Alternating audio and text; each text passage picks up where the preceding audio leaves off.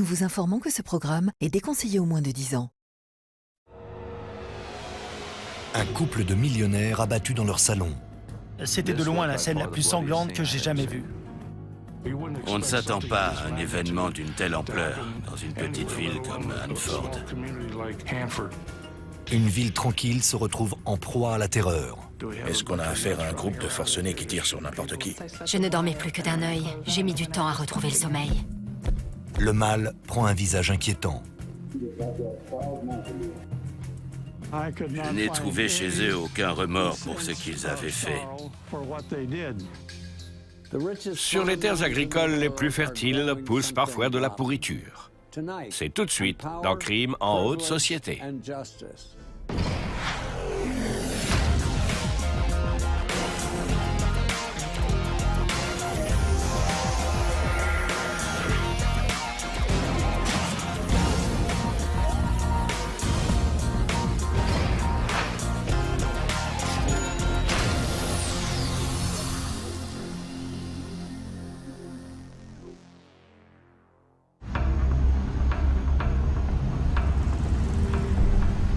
Nous sommes dans la vallée de San Joaquin, en Californie, 5 jours avant Noël. Tiffany Yoakum, jeune étudiante de 21 ans, fait une découverte macabre dans la ferme familiale.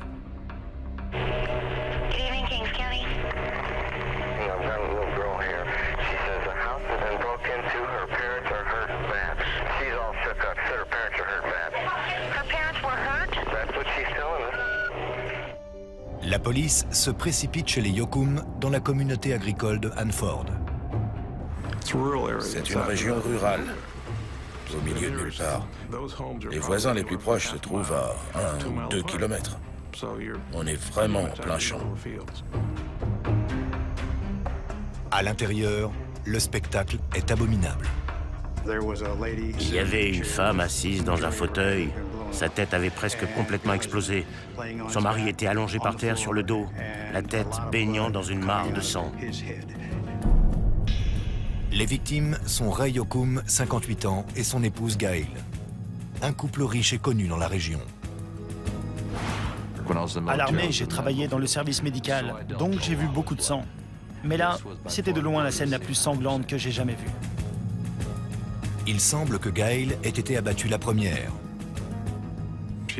Elle était assise à lire le journal sans se douter de rien. Elle était en robe de chambre. Elle n'a rien vu arriver. Le coup a été tiré depuis la cuisine.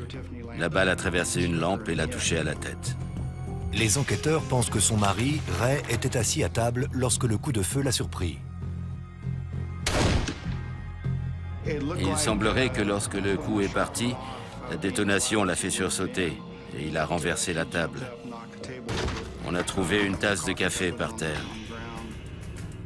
Ray a reçu une balle dans la tête, une dans la poitrine et plusieurs dans le bras.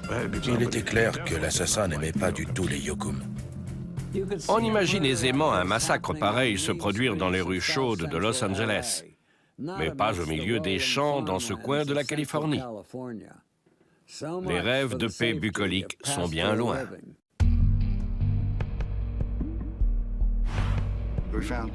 On a retrouvé 2 cartouches vides sous le bar et une dans le broyeur de l'évier, au-dessus des pluchures de carottes.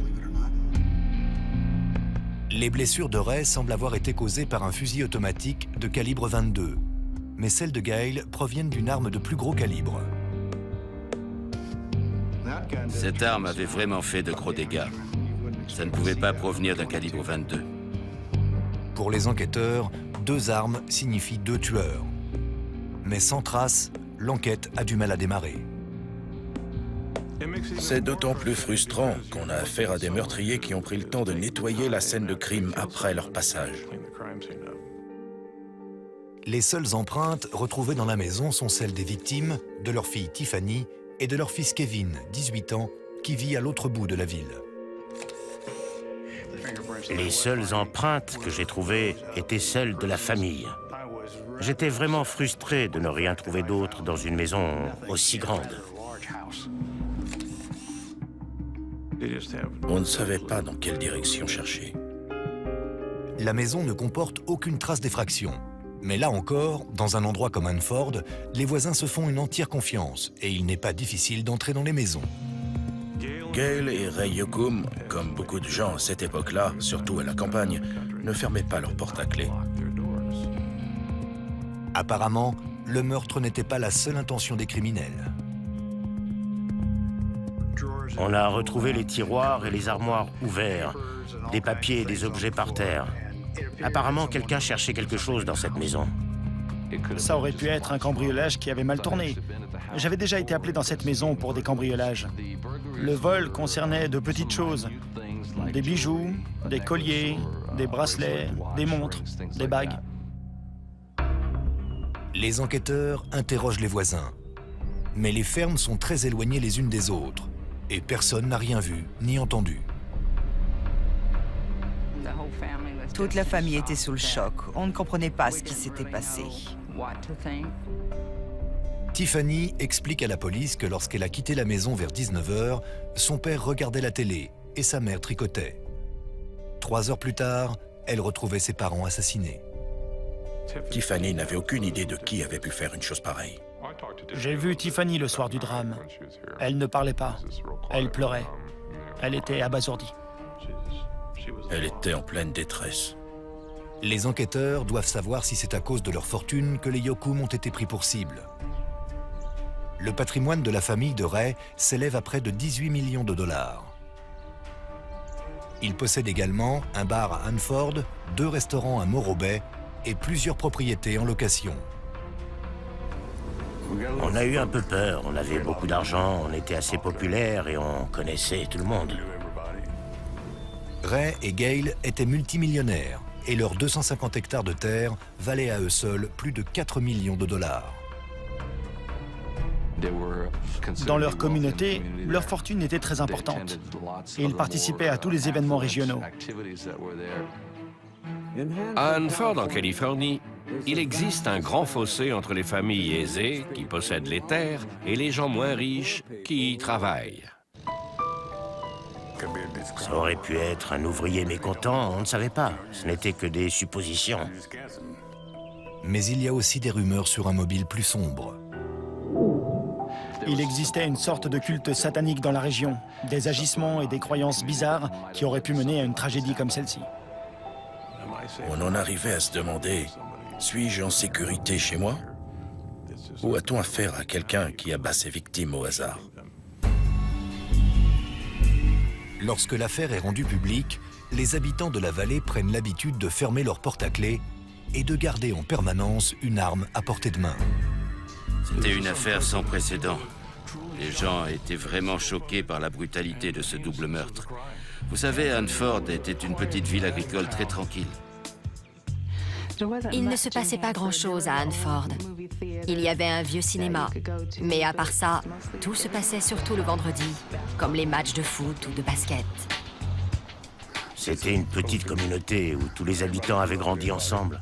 On vivait au même endroit pendant une vingtaine ou une trentaine d'années. Donc on se connaissait tous et on était presque tous bons amis. Le fait que des gens comme eux, importants et appréciés, soient abattus dans leur propre maison, a installé un sentiment d'insécurité, surtout chez ceux qui vivaient en pleine campagne. Mais la police n'a rien pour rassurer les habitants. Ni suspect, ni mobile, et pas la moindre piste. Les Yoakum étaient sans doute rois sur leur terre. Mais lorsqu'on vit sur un terrain de 250 hectares, personne ne peut entendre crier. Une vengeance diabolique rôde dans les champs de coton de Hanford. Cette affaire sans précédent va mettre les nerfs de la police à rude épreuve. 5 jours avant Noël, Ray et Gail Yoakum sont assassinés dans leur maison en pleine vallée centrale, en Californie. On ne s'attend pas à un événement d'une telle ampleur dans une petite ville comme Hanford, en plein cœur de la Californie. Les seules preuves retrouvées sur les lieux sont 3 douilles de calibre 22. Les assassins ont vraiment été très méticuleux. Je me souviens m'être dit, j'espère qu'on va y arriver. Les autopsies permettent d'évaluer l'heure de la mort entre 21h30 et 22h. Elles révèlent aussi la brutalité du crime. La personne qui a tué Ray a maintenu son arme sur sa tête et a pressé la détente plusieurs fois pour s'assurer qu'il soit vraiment mort. 48 heures après le double meurtre, les enquêteurs sont toujours à la recherche d'un début de piste. Et les membres de la famille Yokum se font discrets. On se disait que les meurtriers en avaient peut-être après notre famille. On ne savait pas ce qui se passait. La première chose qu'on ait faite, c'est d'engager du personnel pour la sécurité. On avait des gardes du corps, et mon beau-père aussi. Je devais présenter ma carte d'identité pour rentrer chez moi. On avait vraiment peur à ce moment-là. Je ne dormais que d'un œil. J'ai mis du temps à retrouver le sommeil. Les habitants les plus éminents de la commune vivent dans la terreur. Et la police subit une pression énorme pour retrouver les tueurs avant qu'ils ne frappent à nouveau. Ils se mettent alors à chercher des indices dans le passé de la famille Yokum. Le père de Ray, Adley Yokum, fut l'un des premiers à s'installer dans la vallée. Il avait quitté l'Oklahoma au plus fort de la Grande Dépression, avec seulement $10 en poche. Adley Yokum a installé sa famille ici pour prendre un nouveau départ. Il connaissait un peu l'agriculture et c'est pour ça qu'il s'est installé ici. Pendant 6 ans, Adley et ses 4 fils travaillent sans relâche dans les champs de coton. Mon grand frère ramassait entre 300 et 350 kilos de coton par jour. Un ouvrier moyen n'en ramassait pas plus de 200 kilos. Il était vraiment très bon. Je les entendais dire que les temps étaient durs, qu'il était difficile d'acheter à manger, d'élever une famille. Tous les garçons travaillaient pour aider. Enfin, en 1942, la famille a amassé suffisamment d'argent pour acheter une vieille maison entourée de 26 hectares de terre pour cultiver leur propre coton. Mon père les poussait vraiment, il travaillait dur. La plupart des familles de la région ne travaillaient pas aussi dur. Adley a commencé à louer des terres pour ensuite les acheter. Et assez rapidement, il a fini par avoir une très grande propriété. Depuis son adolescence, Ray est un agriculteur appliqué et passionné. Ray Yokum était réputé pour ses champs de coton les plus beaux du comté de Kings. Ces sillons étaient si réguliers que l'eau s'y écoulait en ligne parfaitement droite. Si quelqu'un était capable de changer la terre en or, c'était bien Ray. Les Yokum étaient une famille d'agriculteurs qui avaient réussi. Et ils avaient obtenu cette réussite à la sueur de leur front. Ils l'avaient mérité. Les Yokum se diversifient et commencent à cultiver également du blé et des haricots. Rapidement, la famille ramasse l'argent à la pelle. Le travail de la terre était sans aucun doute une passion pour Ray. Mais avec Gail, ils savent aussi prendre du bon temps. Et vu l'argent qu'ils gagnent, ce n'est pas un problème. À peu près tous les week-ends, on sortait. Ray avait une voiture de course, il avait également un hors-bord, avec lequel il faisait aussi des courses. Gail adorait le tennis. Elle jouait presque tous les jours. Ils aimaient aussi le ski. Ils avaient une propriété sur les pistes. Les Yokum côtoient les personnalités les plus en vue de la vallée. Ils assistent aux cocktails les plus huppés, partent en vacances dans les îles grecques, mais ils ne renient jamais leurs humbles origines. Gail avait une place importante dans l'organisation pour la jeunesse agricole et était très active dans les associations de parents d'élèves. Pendant plusieurs années, elle a aussi fait partie d'autres groupes en faveur des enfants handicapés. L'empire des Yokum continue de s'étendre et tout semble leur réussir. Mais il y a un mouton noir à la ferme qui menace de réduire à néant toutes ces années de dur labeur. Avant leur mort prématurée, Ray et Gail Yokum semblent avoir atteint la réussite.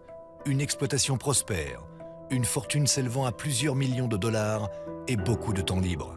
Mais les enquêteurs découvrent qu'ils avaient malgré tout un gros problème que l'argent ne pouvait pas résoudre, leur fils, Kevin. En voyant Kevin, on aurait dit un enfant de cœur. Mais ce n'était pas le cas, il avait vraiment des problèmes. Kevin était très discret.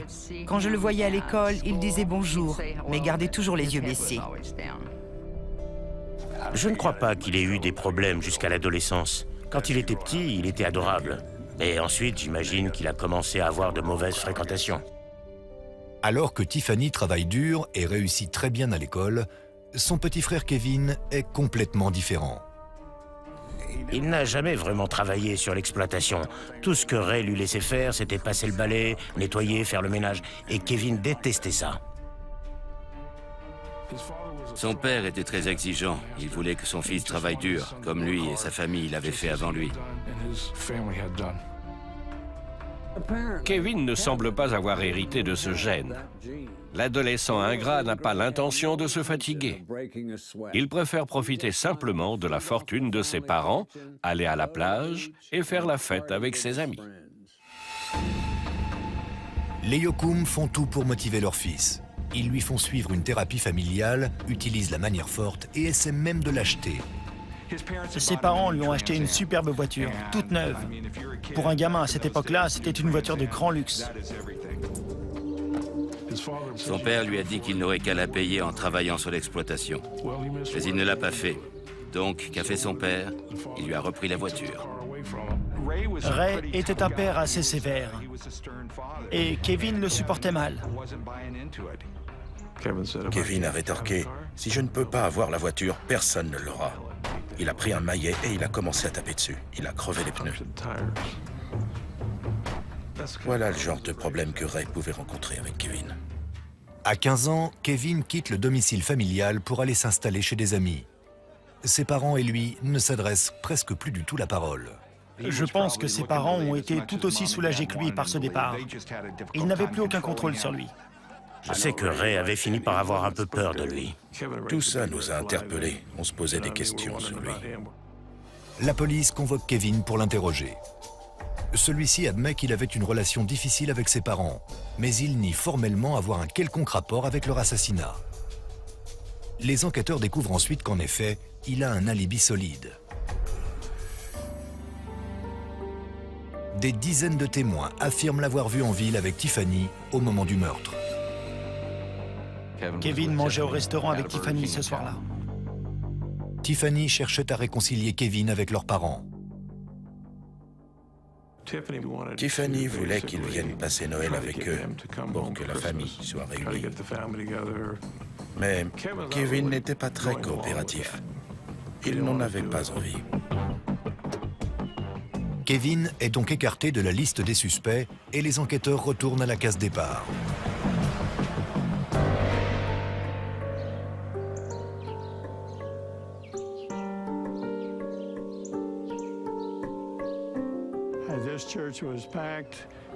L'église était pleine.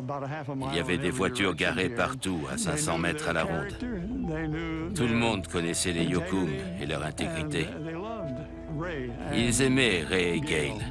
Ils sont venus leur rendre hommage ce jour-là. Mon grand-père était anéanti. C'est très dur d'enterrer son fils, son enfant. Il ne s'en est jamais remis. La police met en place un standard téléphonique dédié aux appels de personnes susceptibles de leur apporter des éléments nouveaux. Aussitôt, les appels affluent. C'est un travail énorme, mais il faut s'atteler à la tâche et se concentrer. Et c'est ce qu'on a fait.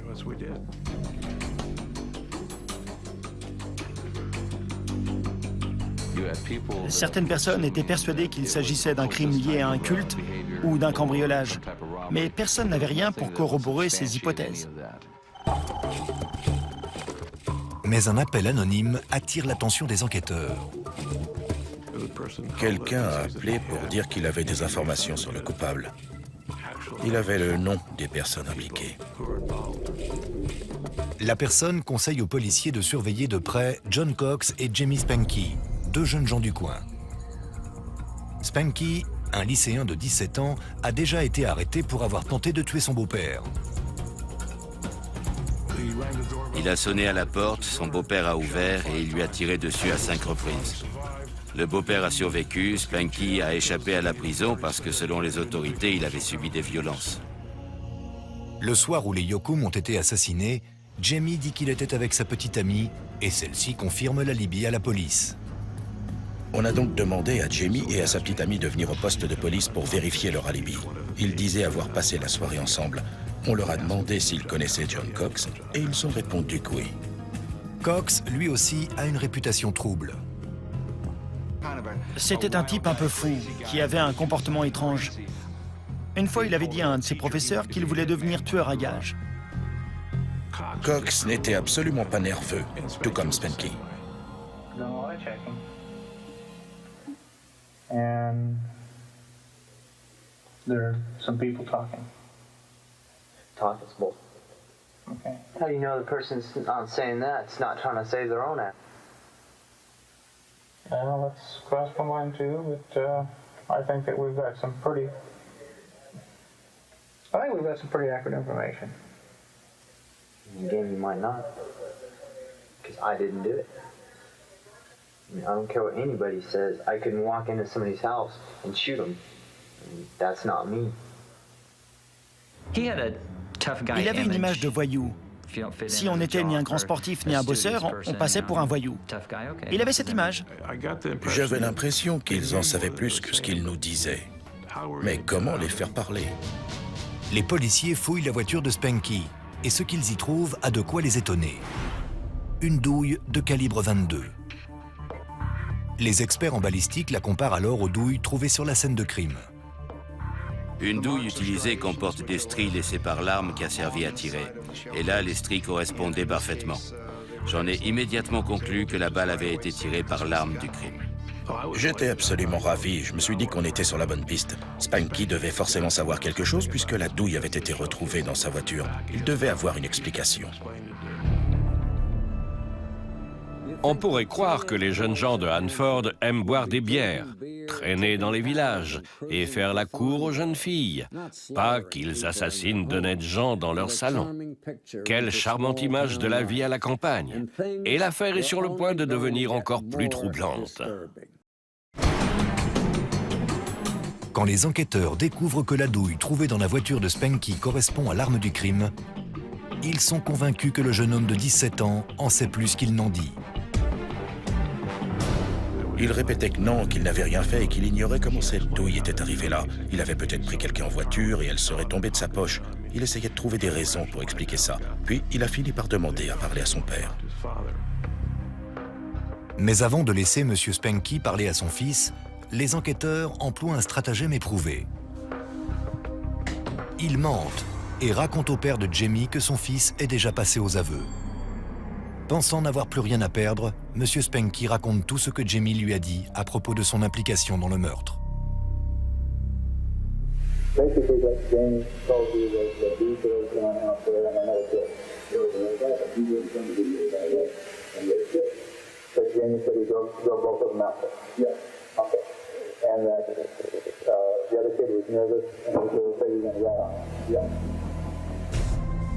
En ce qui concerne le mobile, le père de Spanky explique que Jamie écoutait du heavy metal depuis peu et il pense que le double meurtre devait faire partie d'un rituel satanique.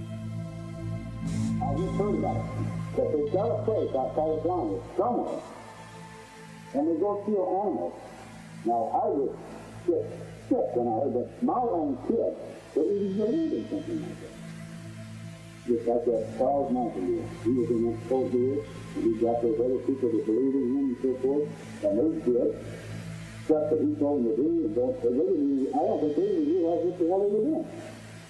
For instance, the doctor came in, he was willing to help us himself. Le père entre dans la pièce et évidemment il y a des micros. Je suis dans la pièce à côté pour écouter. Le père dit à Jamie, ils ont tout découvert. Ils m'ont dit qu'ils savent tout, donc je leur ai raconté ce que tu m'as dit. Et Jamie lui a répondu, tu as fait quoi? C'est un coup dur pour Spanky, dénoncé par son propre père. Le jeune homme n'a plus qu'une solution pour s'en sortir, il doit passer aux aveux. Il a avoué. Il nous a dit comment ça s'était passé.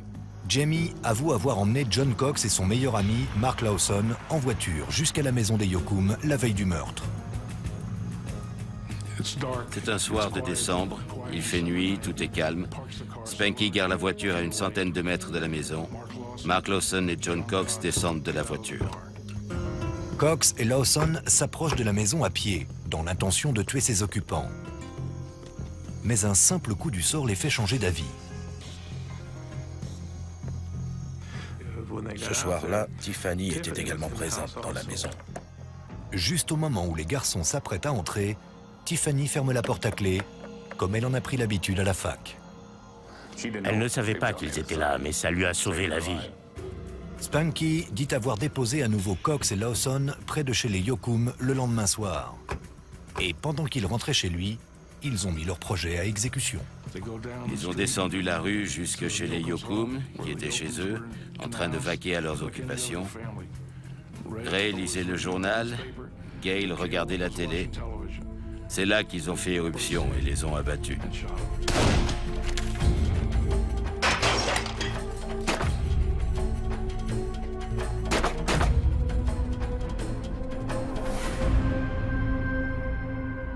Les deux jeunes fouillent ensuite la maison pour faire croire à un cambriolage, puis tentent de s'enfuir avec la voiture des Yokum.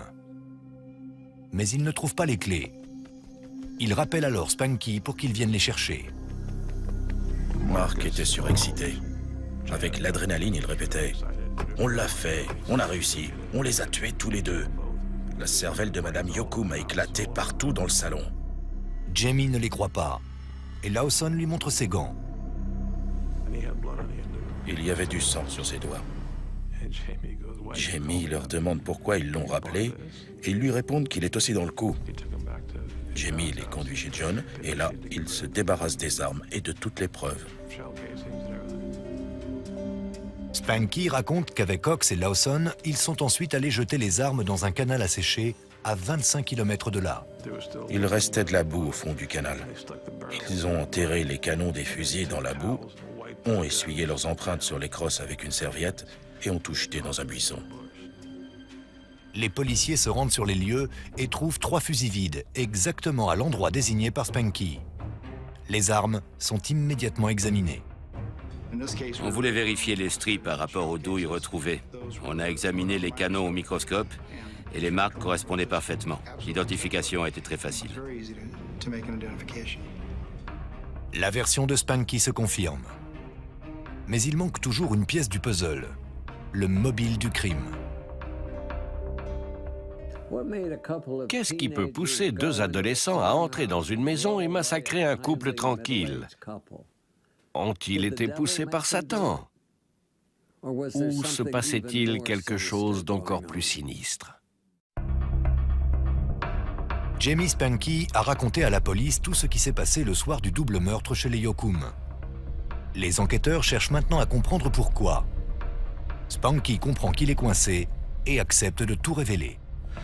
Son père lui a dit qu'il devait tout avouer et qu'il pourrait sans doute trouver un accord pour s'en tirer au mieux. Le procureur était là et Spanky nous a tout expliqué. Spanky fait alors un aveu terrifiant. Les tueurs n'étaient pas satanistes. Ils avaient été payés pour commettre ce meurtre. Payés par le fils des Yokum lui-même, Kevin. J'avais vraiment l'intuition que c'était la vérité. Et en effet, les enquêteurs découvrent que Spanky et Yokum sont bien en contact, et depuis longtemps. Jamie et Kevin se sont rencontrés à force de se croiser en ville. Et ils ont commencé à traîner ensemble. Jamie, Spanky et Kevin étaient amis. Je suis même presque sûr que Kevin était allé vivre chez Jamie à un moment.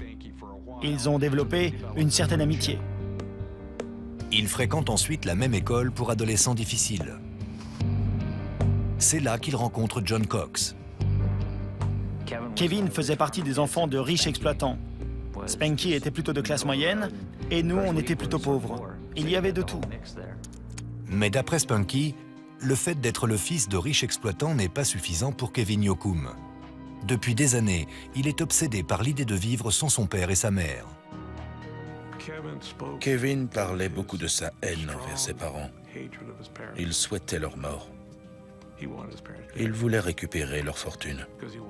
Il voulait profiter de la vie à la ferme, de la vie facile, faire la fête et s'amuser. Kevin avait tout à gagner. Presque 2,5 millions de dollars pour un gamin de 18 ou 19 ans. Kevin Yokum avait choisi Spanky parce qu'il savait qu'il avait déjà tiré sur quelqu'un.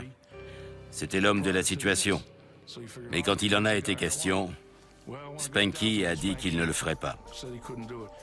Spanky raconte aux enquêteurs qu'il n'avait pas l'intention de tuer lui-même les parents de Yokum. Mais il dit à Kevin connaître quelqu'un qui ferait l'affaire, John Cox. John Cox avait une réputation. Il voulait être tueur à gages. Il se voyait comme un gros dur. Je pense qu'ils prenaient tout ça un peu à la rigolade au début. Et puis, à force d'en discuter, l'idée a pris de l'ampleur. Et c'est devenu un projet sérieux. Spanky dit à Kevin que s'il y met le prix, Cox serait prêt à tuer. Kevin a proposé à John 10 000 $ pour aller tuer ses parents. Et John a accepté. Les deux jeunes gens engagent le meilleur ami de Cox, Mark Lawson, également pour 10 000 $. Spanky recevra 7 000 $ pour les conduire sur les lieux.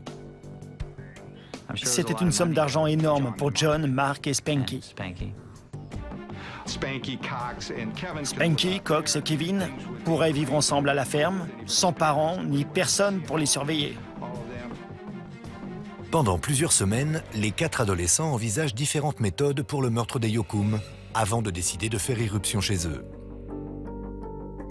Kevin dessine même un plan de la maison pour le montrer à ses complices. Mais 3 jours après le meurtre, leur conspiration est révélée. La police a débarqué chez nous, ils ont traîné John hors de sa chambre et l'ont plaqué au sol dans le salon, puis ils l'ont emmené. La police arrête Cox et Lawson, mais tous deux nient les faits et désignent leur accusateur, Jamie Spanky. Il faut toujours un bouc émissaire. Comme Spanky avait des antécédents de tentative d'homicide, il a été le premier à parler, c'est logique. Quand on se sent menacé, on attire l'attention ailleurs. Les enquêteurs obtiennent également un mandat d'arrêt contre Kevin Yokum. Il était furieux. Il nous assurait qu'on s'attaquait à un innocent. Quand j'ai su que Kevin avait été arrêté, j'ai été stupéfaite. Je n'y croyais pas. Et j'espérais de tout cœur que c'était une erreur. Les enquêteurs essaient d'interroger Kevin, mais celui-ci exige un avocat et refuse de répondre à la moindre question. Il refusait de nous parler. On lui a énoncé ses droits et il a dit « Je ne dirai rien ». Seul un monstre ferait ainsi tuer ses parents. Mais lorsque ce monstre se cache dans le corps d'un beau jeune homme riche, la justice a de quoi douter. Les journalistes affluent des 4 coins de la Californie et très rapidement, la petite communauté de Hanford ne peut plus garder cette histoire secrète. C'est devenu la folie. À un moment, un quotidien de Fresno a envoyé 5 journalistes qui posaient des questions à n'importe qui. Nous avons toujours été une famille plutôt discrète. Et là, soudain, nous étions jetés sous les feux des projecteurs. Hadley Yokum, âgé de 82 ans, annonce que sa famille soutient Kevin à 100%. Tiffany, elle, est outrée et reste fermement du côté de son frère. Sa première réaction a été le choc. Elle nous assurait qu'il était innocent, qu'il n'avait rien à voir là-dedans. Elle était furieuse. Kevin avait l'air d'un garçon très bien. Il savait être aimable et sociable en général. Beaucoup de gens ne pouvaient pas l'imaginer faire une chose pareille. De tout ce qu'on avait vu, ou surtout entendu, il devait avoir une bonne raison pour l'arrêter. Mais évidemment, on espérait de tout cœur qu'il soit innocent.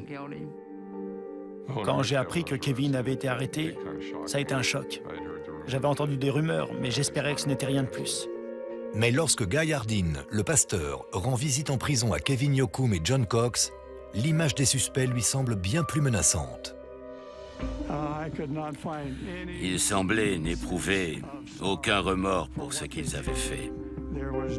Ni Kevin, ni le jeune qui avait tiré. Afin de prouver que Kevin a agi pour toucher l'héritage de ses parents, les enquêteurs se procurent le testament des Yokum et l'examinent pour y trouver d'éventuelles empreintes récentes. J'ai découvert des empreintes digitales partielles, mais la seule empreinte exploitable se trouvait au dos de la 8e page, où figurait la liste de ce qui reviendrait aux enfants dans le cas du décès de Monsieur et Madame Yokum.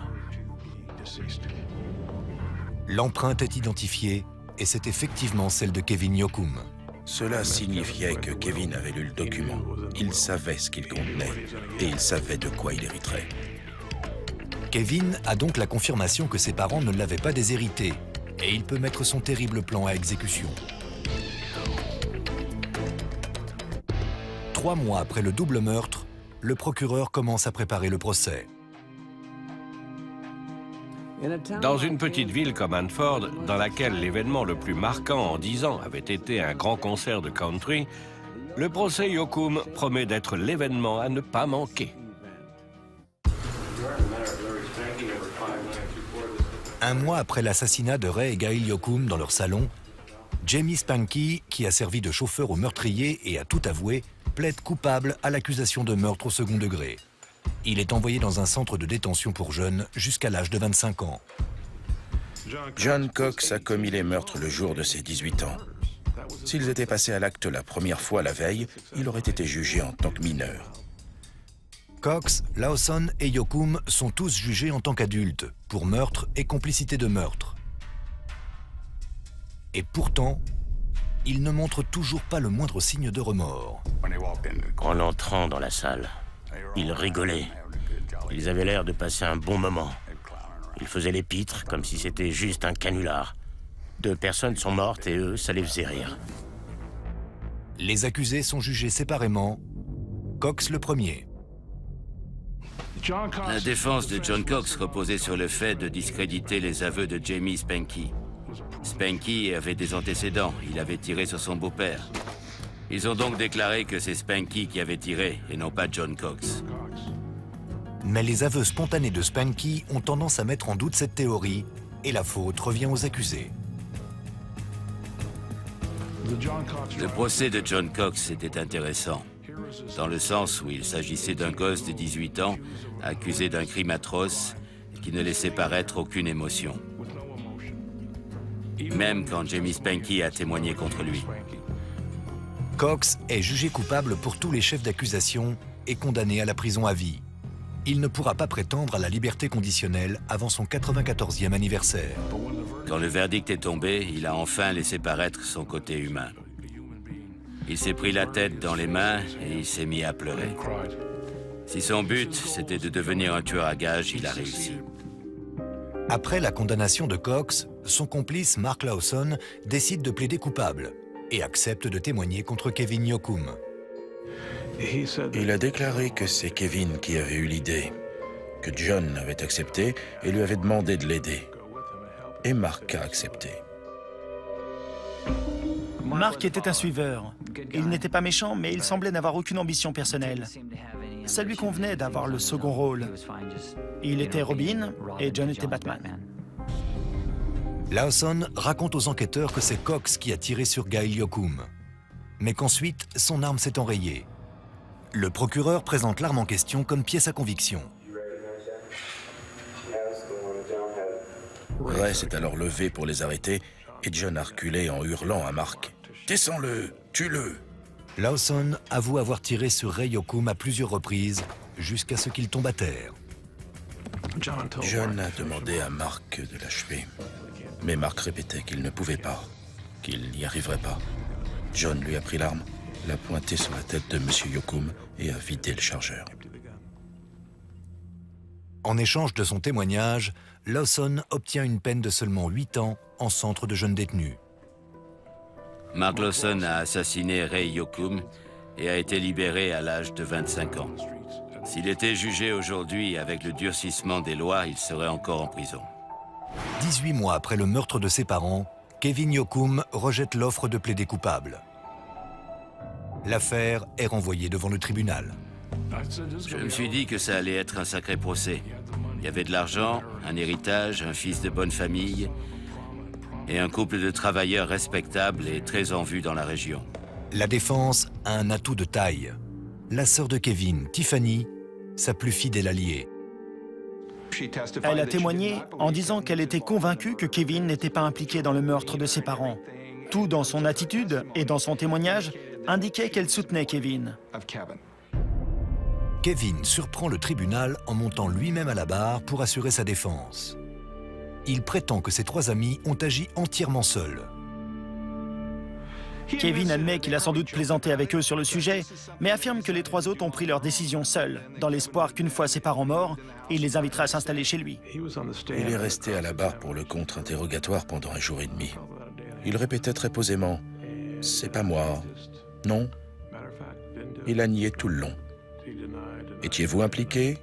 Est-ce que c'était vous? » Non, non. Le procès dure 2 mois. Après 9 jours de délibération, le jury déclare Kevin Yoakum coupable d'association de malfaiteurs et d'incitation au meurtre. Il le condamne à 26 ans de réclusion. Mais le jury ne se prononce pas sur l'accusation d'homicide volontaire. Kevin était déçu du verdict, mais il gardait un certain espoir. Mais la chance est en train de tourner pour Kevin. Tiffany a lu dans le journal qu'il avait aussi envisagé de la tuer.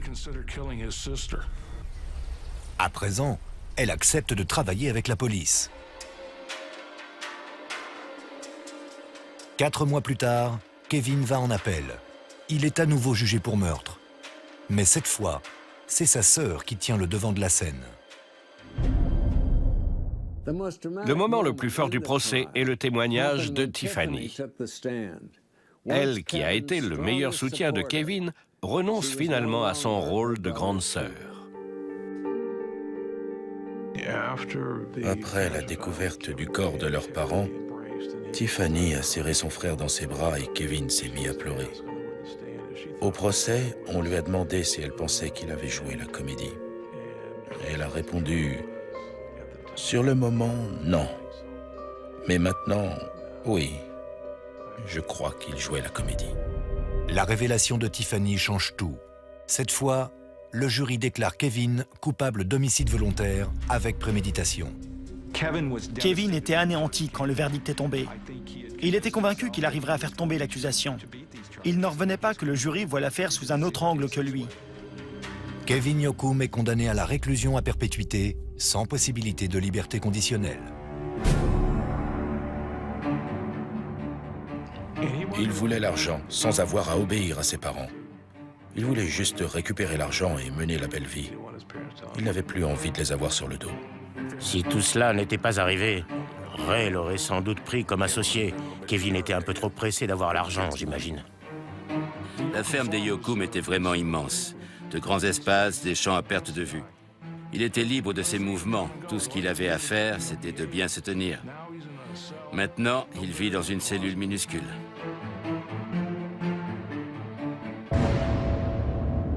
Qu'il grandisse dans un bel appartement ou dans une ferme, un enfant gâté reste un enfant gâté. Pour Kevin, une vie passée en prison lui servira sans aucun doute de leçon. C'était Dominique Dunn. Merci de nous avoir suivis.